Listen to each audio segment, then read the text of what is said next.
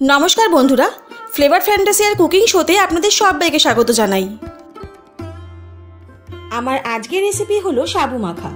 खूबई सहज एबं खूबई कम उपकरण दिए इन्स्टैंट এই সাবু মাখা তৈরি করা যায়। এই সাবু মাখা যে কোনো উপোসের দিন উপোস ভাঙার পরে খাওয়া যায়। শুধু শিবরাত্রি নয়, নীল ষষ্ঠী, একাদশীতে এবং অমাবস্যাতেও খাওয়া যায়। তাহলে চলুন আর কথা না বাড়িয়ে দেখিয়ে নিই আজকের রেসিপি সাবু মাখা।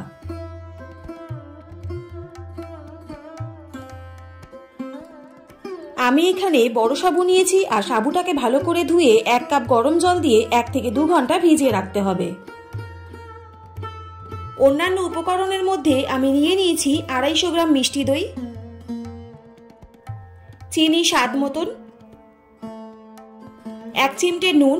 যে কোনো মিষ্টি জিনিসে 1 চিমটে নুন দিলে এর টেস্টটাই খুব সুন্দরভাবে ব্যালেন্স হয়ে যায়।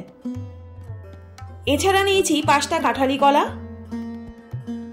আর নিয়ে নিয়েছি হাফ পাতিলেবুর রস।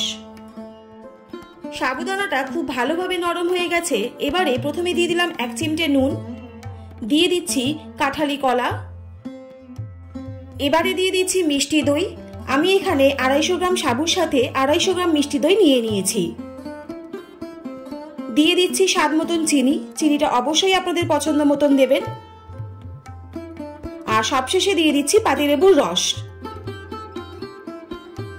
এই সবকিছু উপকরণের সাথে সাবুদানাটাকে খুব ভালো করে মেখে নিতে হবে। আমি এখানে বড় দানা সাবু নিয়েছি, তাই 1 থেকে 2 ঘন্টা ভিজিয়ে রেখেছি। আপনারা যদি ছোট দানা সাবু নেন তাহলে আধ ঘন্টা ভিজিয়ে রাখলেই সাবু নরম হয়ে যাবে। তাহলে রেসিপিটির মাধ্যমে দেখতেই পেলেন সারা রাত ভেজানো ঝামেলা ছাড়াই কত সহজেই ইনস্ট্যান্ট সাবু মাখা তৈরি করা যায়। বাড়িতে থাকা যে কোনো ফলের টুকরো দিয়ে আপনারা নর্মাল টেম্পারেচার বা ঠান্ডা করেও এই সাবু মাখা পরিবেশন করতে পারেন। তাহলে আজকের রেসিপিটা আপনাদের কেমন লাগলো অবশ্যই কিন্তু কমেন্ট করে জানাবেন। আর যদি ভালো লাগে তাহলে চ্যানেলটা please like, share and subscribe করতে ভুলবেন না। আর পাশে থাকা বেল আইকনটা অবশ্যই প্রেস করে দেবেন যাতে এরকম নিত্য নতুন রেসিপি আপনাদের কাছে সবার প্রথম চলে যায়। সবাই সুস্থ থাকুন, ভালো থাকুন। অনেক ধন্যবাদ পাশে থাকার জন্য।